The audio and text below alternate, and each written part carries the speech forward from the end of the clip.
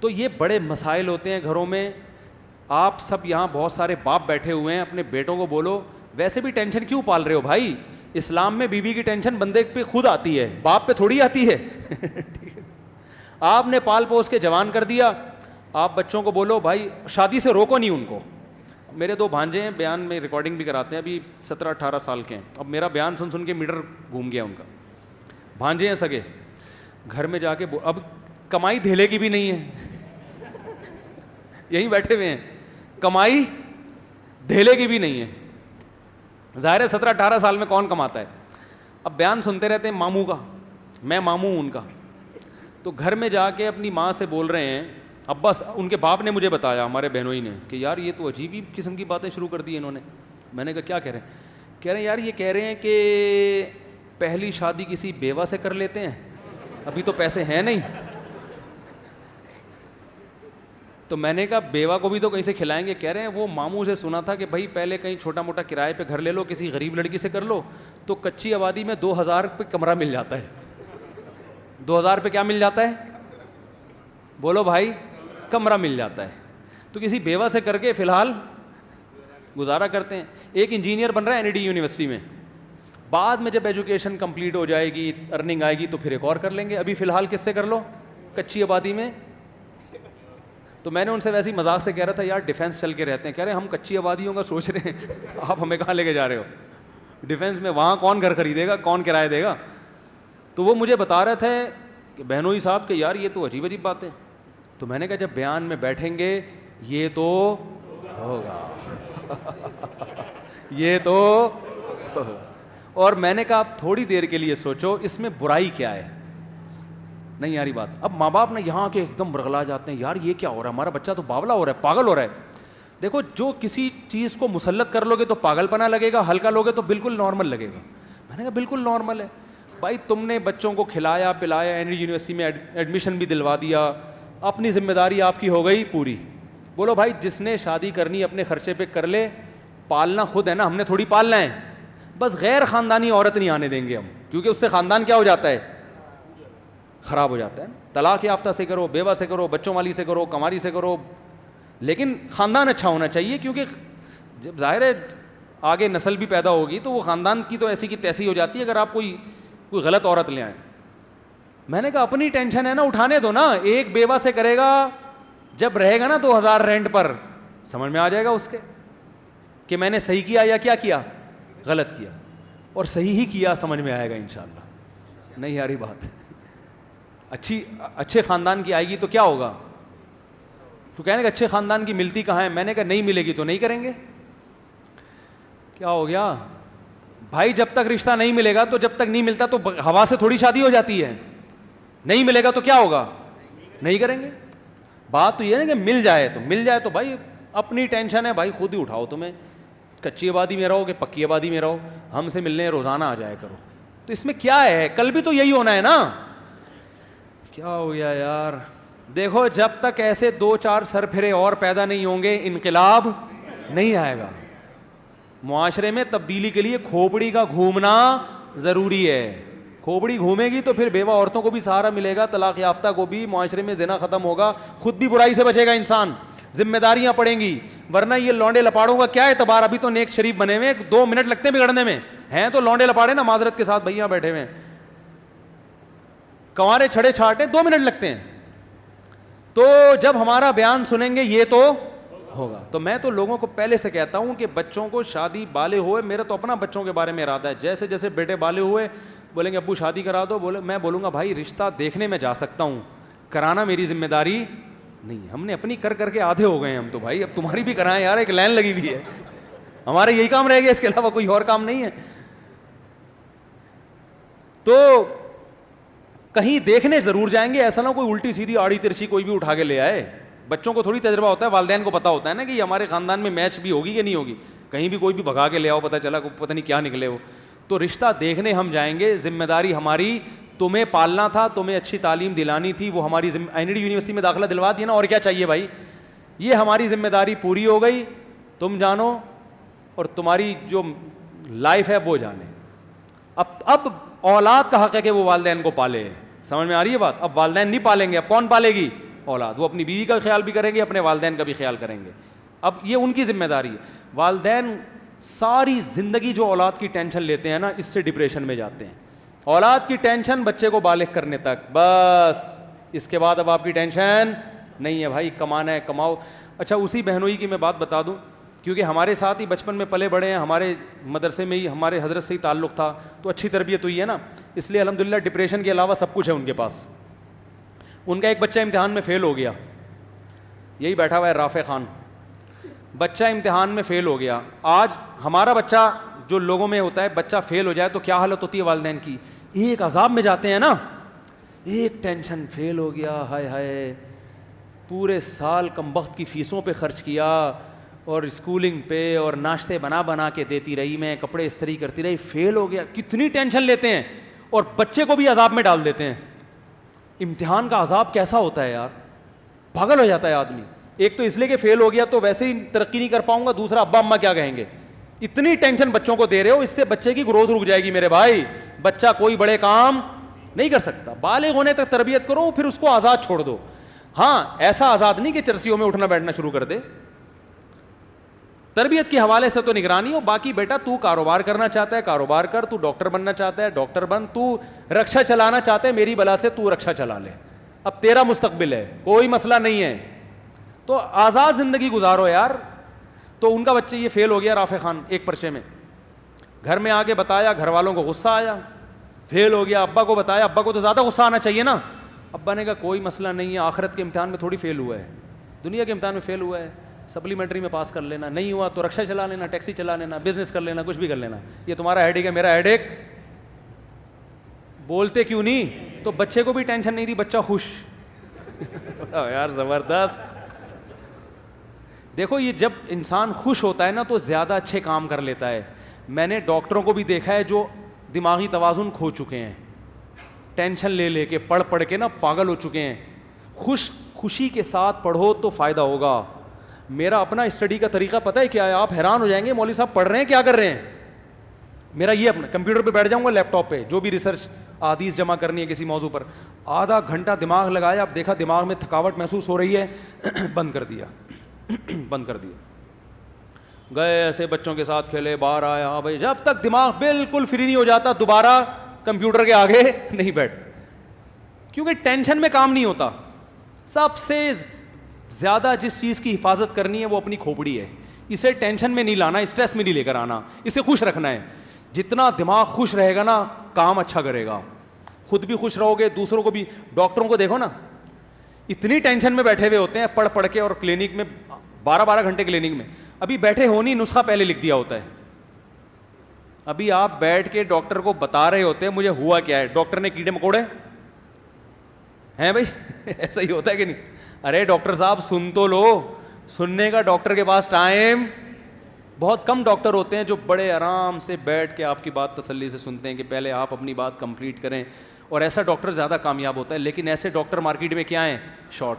اور یہ تسلی سے بات وہ سنے گا جو خوش ہوگا, جس پہ کام کا دباؤ نہیں ہوگا. لیکن اس پہ کام کا دباؤ ہے کہ یار درجنوں پیشنٹ بیٹھے ہوئے ہیں, ان کو تھرمامیٹر دے کے خاموش کرایا ہوا ہے میں نے, تو اپنی پوری کتھا سنائے گا, پیدائش سے لے کے اب تک کے واقعات سنائے گا, تو باقیوں کو کیسے چیک کروں گا؟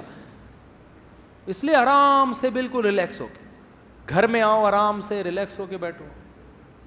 تو اتنا ٹینشن کام کی جب ہوگی تو میرے بھائی آدمی کا دماغ کیا ہو جائے گا, خراب. تو بچہ پاس ہو گیا, ویل ڈن, زبردست, یہ لو انڈے والے برگر کے پیسے, یا کچھ بھی کھلاتے ہیں اس کو. فیل ہو گیا, کوئی بات نہیں بیٹا, فیل ہو گیا, دوبارہ محنت کر لو یار. اور اگر دل نہیں لگ رہا پڑھائی میں تو بتاؤ یار کوئی اور کام لگا دیتے ہیں.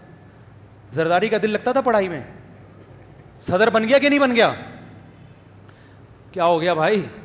تو بھائی یہ چاہے دنیا کی کامیابی ہو یا آخرت کی کامیابی, اس کے اصول کچھ اور ہی ہیں جو میری اور آپ کے سمجھ میں نہیں آئیں گے. یہ لگام اللہ کے ہاتھ میں ہے. کس کے ہاتھ میں؟ اللہ کے ہاتھ میں, کہ کہاں سے کس کو کیسے کامیاب کرنا چاہتا ہے. کتنے لوگ ہیں ان کی فیلڈ نہیں تھی, فیلڈ جو تھی ان کی اس میں گھسے تو ککھ بھی نہیں آیا, اور غیب سے اللہ نے رزق کے دروازے ان کے لیے کھولے ہیں. جس چیز کو آپ نجات کا ذریعہ سمجھ رہے ہو, کامیابی کا, وہ ذریعہ نہیں ہوتا بعض دفعہ. اور سارے ہی اگر پڑھ لکھ کے انجینئر بنیں گے تو مزدور کہاں سے لاؤ گے؟ تو اس لیے ٹینشن لینے کا بولتے کیوں نہیں بھائی؟ تو بچے پاس ہو جائیں بہت, اور یہ ایک ایک دو دو بچے ہو رہے ہیں نا, اس کی وجہ سے بھی ٹینشن ہوتی ہے. ایک ہی دو بچے ہیں تو اب یہی اگر فیل ہو گئے تو ہمارا تو مستقبل والدین کہتے تباہ ہو گیا. اس لیے بچے بھی ہول سیل کے حساب سے, ان میں ایک نہ ایک تو انشاءاللہ نکل ہی جائے گا. بلکہ اگر 8-10 بچے ہوں تو بگاڑنے کی بھی کوشش کرو گے نا, پھر بھی ایک نہ ایک کیا ہوگا, سدھر ہی جائے گا. اگر پوری کوشش کرو گے سب کو چرسی بنانے کی, ایک تو ایسا ہوگا جو بولے گا ابا میں چرس نہیں پیوں گا. کوشش نہیں کرو کہیں بگاڑنے کی. تو یہ دو دو ایک ایک بچوں کی وجہ سے بھی یہ ٹینشن والدین لیتے ہیں کہ ہمارے پاس تو ابھی دیکھو یہ اکلوتا ہوتا, تو اکلوتا ہوتا تو پھر فیل ہونا ابا برداشت نہیں کر سکتے.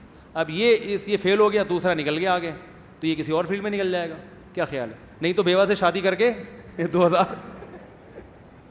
2000 میں ایک کمرہ لے گا, ایک نیا ایکسپیرینس آئے گا. پھر جب یہ ایکسپیرینس آئے گا اس کا, تو پھر یہ شادی دفتر کھولے گا, لوگ اس کے پاس آئیں گے, بولیں گے یار آپ کا تجربہ شادیوں کا بہت ہے, اسی پہ پیسہ کما لے گا. یہ مذاق کر رہا ہوں, حقیقت نہیں ہے, لیکن یہ کہ پڑھائی میں دلچسپی لیتے ہیں بچے, ایسا نہیں ہے. تو فیل ہو گئے تو اگلی دفعہ کامیاب ہو جائیں گے. تو میرے بھائی سب سے جو اہم, وہ عمران خان نے کہا تھا نا, سب سے پہلے وہ آپ کو کیا گھبرانا نہیں ہے. سب سے پہلے آپ کو کیا کرنا ہے, گھبرانا نہیں. یہ بالکل صحیح کہا تھا. پھر کیا ہو جائے گا, عادی ہو جائیں گے. وہ ایک آدمی نجومی, ایک غریب آدمی کسی نجومی کے پاس گیا اور کہنے لگا کہ مجھے یہاں خارش ہو رہی ہے. نہیں سوری, ایک بادشاہ نے نجومی کو بلایا اور کہا کہ مجھے یہاں خارش ہو رہی ہے, یہ کس چیز کی علامت ہے؟ نجومی نے کہا کہ لگتا ہے آپ ایک اور ملک فتح کرنے والے ہیں. بادشاہ نے کہا مجھے یہاں بھی خارش ہو رہی ہے, یہ کس چیز کی علامت ہے؟ اس نے کہا آپ کے ایک شہزادہ پیدا ہونے والا ہے. اس نے کہا مجھے یہاں بھی خارش ہو رہی ہے. اس نے کہا یہ ہونے والا ہے. اس نے کہا یہاں بھی. اس نے کہا آپ کو خارش کی بیماری ہے, آپ فوری طور پر اس کا علاج کریں. تو ایک غریب آدمی کسی کے پاس گیا نجومی کے. نجومی نے اس کی ہتھیلیاں دیکھیں, ہتھیلی میں کچھ نہیں لکھا ہوتا ہے, ابھی ڈرامہ ہے یہ. نجومی نے کہا آپ مزید 5 سال تک غریب رہیں گے.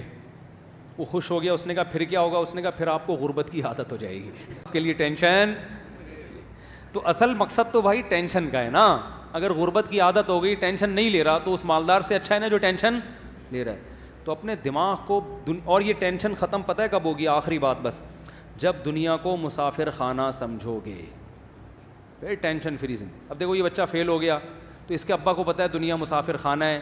ابا کے الفاظ کیا تھے؟ بھائی آخرت کے امتحان میں فیل نہیں ہونا چاہیے. وہ ٹینشن ہے اصل. یہ فیل ہو گئے تو کیا ہو گیا, اصل آخرت ہے, آخرت میں فیل نہ ہو. کیونکہ یہ دنیا تو ویسے جو فیل ہوں گے وہ بھی قبر میں جائیں گے, جو پاس ہوں گے وہ بھی قبر میں. تو ٹینشن تو لینی نہیں. اور میں آپ کو بتا دوں, اس ٹینشن فری زندگی میں بچوں کو رکھیں گے تو زیادہ اچھا پڑھ لے گا وہ. پڑھائی کبھی زبردستی نہیں ہوتی.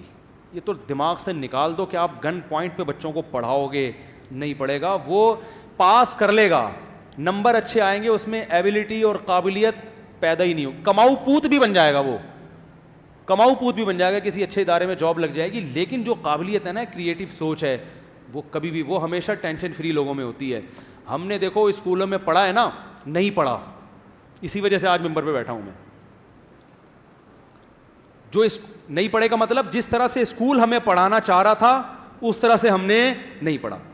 میں کیا کرتا تھا, جب کیمسٹری یا فزکس میں جو ایکویشنز ہوتی تھی نا, ہمیں ٹیچر پڑھاتے تھے, میں اس ایکویشن کو سمجھنے کی کوشش کرتا ہوں. تو پرانی بات ہوگی, مجھے بہت سی ایکویشنز یاد بھی نہیں ہیں, میں اس کو سمجھتا تھا. ویلوسٹی کا ایک لا پڑھا تھا ہم نے, اور ایک پروجیکٹائل موشن وہ پڑھی تھی ہم نے, بہت ساری چیزیں.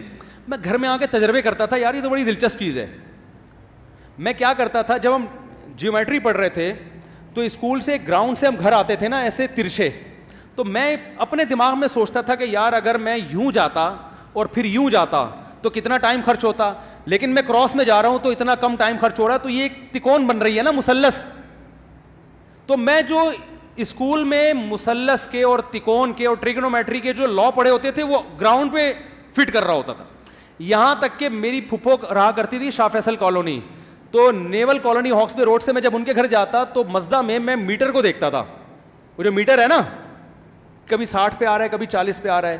تو میں نے جو فزکس میں اصول پڑھے تھے کہ اگر کوئی چیز اتنے کلومیٹر فی گھنٹہ کی رفتار سے چلے تو اتنی دیر بعد وہاں پہنچ جائے گی. تو میں نوٹ کرتا رہتا تھا کہ 40 کلومیٹر کبھی 60 پہ آ رہی ہے تو ایوریج 50 کلومیٹر ہے, اور تو اس اور ہم پھر میں نے ٹائم مجھے اچھی طرح یاد ہے, میں نے ٹائم نوٹ کیا, ہم 1.5 گھنٹے میں شاہ فیصل پہنچے.